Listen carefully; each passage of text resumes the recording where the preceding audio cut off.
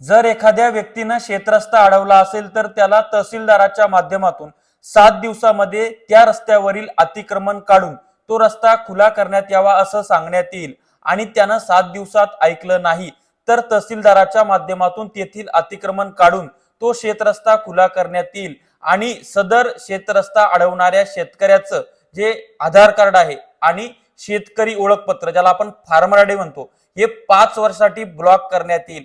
ते सगळं 5 वर्षासाठी ब्लॉक करणं म्हणजे सर्व प्रकारच्या शासकीय योजनांचा लाभ बंद करणं, पीक विमा, पीएम किसान, नमो शेतकरी, कर्जमाफी पासून तर सगळ्या गोष्टी त्या शेतकऱ्याला 5 वर्ष मिळणार नाहीत।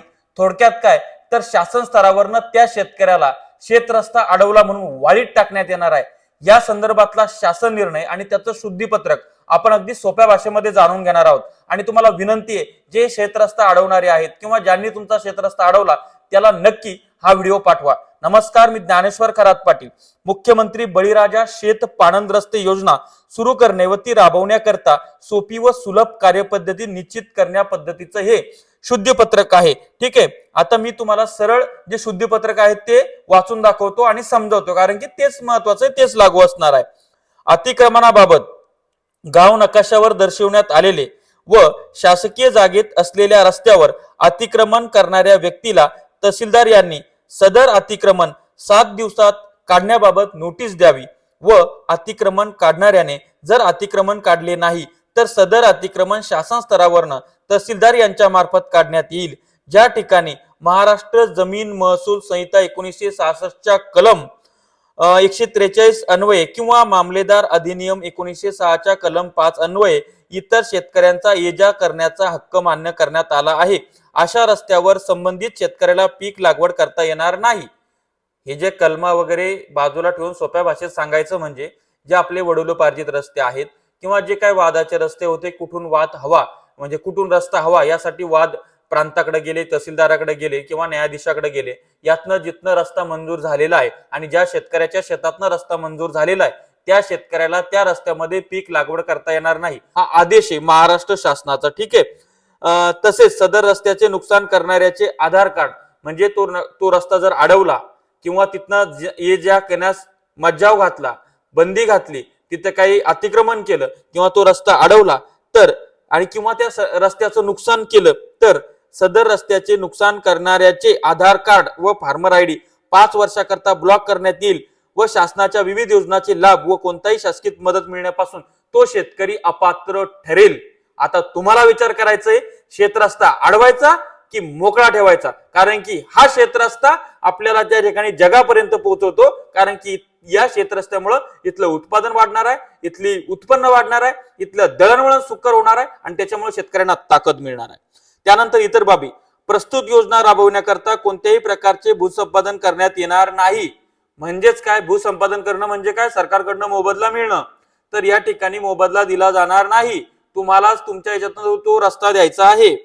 जे शेतकरी स्वतःहून त्यांची जमीन पाणंद रस्त्याकरता देतील त्यांनी देण्यात येणाऱ्या जमिनीचे नोंदणीकृत दानपत्र, बक्षीसपत्र, हक्क सोड करणे अनिवार्य राहील, हा सुद्धा आदेश आहे।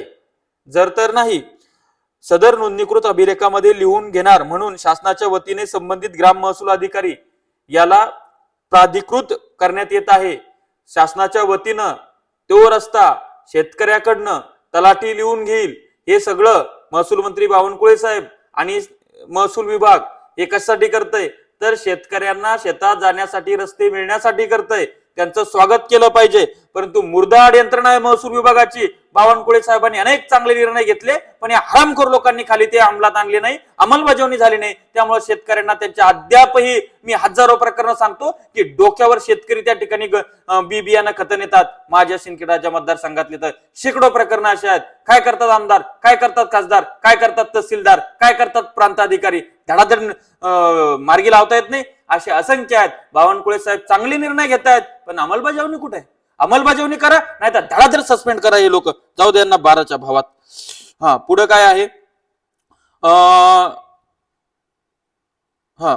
शेतकऱ्याच्या सातबारा उतार्यावर याची सगळ्याची नोंद तलाठी घेईल, असे नोंदणीकृत दानपत्र, बक्षीसपत्र, हक्क सोडपत्र हे शासनाच्या लाभात करण्यात येत असल्याने ते नोंदणीकृत करण्यासाठी महाराष्ट्र मुद्रांक अधिनियम कलम 3 नुसार मुद्रांक शुल्क व नोंदणी फी माफ आहे। म्हणजे जे शेतरस्त्या संदर्भातले प्रकरण आहेत, ज्याच्या शेतातून रस्ता आहे तो जो शेतरस्ता देतो आहे, त्याच्या शेतातून देतो आहे, त्याला ते हक्क सोड बक्षीस पत्र किंवा XYZ करायचंय आणि ते करण्यासाठी त्याला नोंदणी शुल्क आणि मुद्रांक शुल्क हे माफ करण्यात आलेले याच्यानुसार. ठीक आहे. त्याच्यानंतर सदर शेतकऱ्याला या प्रयोजनार्थ शेतकऱ्याने शासनात दिलेली जमीन परत मिळण्याचा सदर शेतकऱ्याला हक्क राहता येणार नाही. त्याच्यानंतर दिनांक 7/1/2026 रोजीच्या शासन निर्णयामध्ये विधानसभा क्षेत्रस्तरीय समितीमध्ये 5 प्रगतशील शेतकरी निवडण्याची पद्धती खालील प्रमाणे निश्चित केलेली आहे. विधानसभा क्षेत्रस्तरीय समितीमध्ये संबंधित विधानसभा क्षेत्रातील कोणत्याही 5 शेतकऱ्यांचा समावेश करण्याची मुभा विधानसभा क्षेत्रस्तरीय समितीचे अध्यक्ष म्हणून विधानसभा सदस्य यांना राहील. आमदार त्या 4-5 लोकांचं नियुक्ती करेल. ठीक आहे. परिशिष्ट क्रमांक 1.8 निविदा भरताना परफॉर्मन्स सिक्युरिटी म्हणून प्रति कंत्राटदार 15 लाख रुपये सुरक्षा ठेव घ्यावी व त्या दरात त्यांनी काम न केल्यास उपरोक्त कंत्राटदाराचे नाव काळ्या यादीमध्ये टाकण्यात यावे. त्यानंतर तांत्रिक अर्हता अर्थात टेक्निकल क्वालिफिकेशन व अंतिम केलेला प्रति तास दर आधारभूत मानून सदर तांत्रिक अर्हतेस पात्र ठरणाऱ्या इतर कंत्राटदाराची यादी विधानसभा क्षेत्र समितीने तयार करावी. अशा पद्धतीचं हे आहे. पाणंद रस्त्याकरता आवश्यक असणाऱ्या यंत्रसामुग्रीची यादी शासन निर्णय 14/12/2025 मध्ये नमूद केलेली आहे. सदर यंत्रसामुग्री ही कंत्राटदाराच्या स्वमालकीची असावी. अशा पद्धतीचा हा शासन निर्णय आहे. मी तुम्हाला स्क्रीनवर दाखवतोय. 25 मार्च 2026 चा शासन निर्णय आहे. हा तुम्ही त्या ठिकाणी संकेतस्थळावर डाउनलोड करू शकता किंवा आपल्या इंस्टाग्राम फेसबुकला भेट देऊ शकता किंवा आपल्या व्हॉट्सअपच्या चॅनलची लिंक तुम्हाला डिस्क्रिप्शन मध्ये दिसते, त्या ठिकाणी सुद्धा आपण ते दिलेलं आहे. थोडक्यात काय तर शेतरस्ता अडवू नका. तुमचा जेवढा सातबारा आहे तेवढा तुम्हाला मिळणारच आहे. तुम्ही किती भांडण करा, किती आरराई करा, किती काही करा, तेवढा सातबारा ज्याचा त्याला मिळणारच आहे. दिल्लीपर्यंत भांडत जा, जेवढं जिथं तिथं येणारच आहे. त्याच्याकरता विनाकारण वाद घालू नका. सरळ आपली मानसिकता तयार करून घ्या की माझा हा 8 आहे, माझा हा सातबारा आहे, माझी एवढी जमीन आहे, मला एवढी मोजून द्या, बाकी चुलीत घाला. ही प्रत्येक शेतकऱ्याची मानसिकता असली पाहिजे. 5 पंच बलवा, काय तलाठी बलवायची गरज नाही. हे सगळ्यांना माहित असतं नंबर दुरा कुठून आहे, रस्ता कुठून आहे.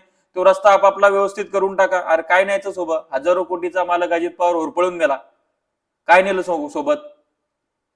पत्नीनं दुसऱ्या तिसऱ्या दिवशी उपमुख्यमंत्री पदाची शपथ घेतली. महिन्याभराच्या आत मुलगा राज्यसभेचा खासदार झाला. कोण कोणाच्या सोबत नाही, सगळा पक्ष. म्हणून असं विनाकारण गोरगरिबा छळू नका, पिंड फुकाचे गिळू नका. ठीक आहे. आणि हा व्हिडिओ जास्तीत जास्त शेतकऱ्यांपर्यंत गेला पाहिजे, कारण की आपल्या महाराष्ट्रातले शेतरस्त्याचे वाद मिटले पाहिजेत. शेती माती संस्कृतीसाठी अशाच नवनवीन अपडेटसाठी चॅनल सबस्क्राईब करा. साईडला असलेले बेल आयकॉन दाबा. धन्यवाद. आपला ज्ञानेश्वर खरात पाटील.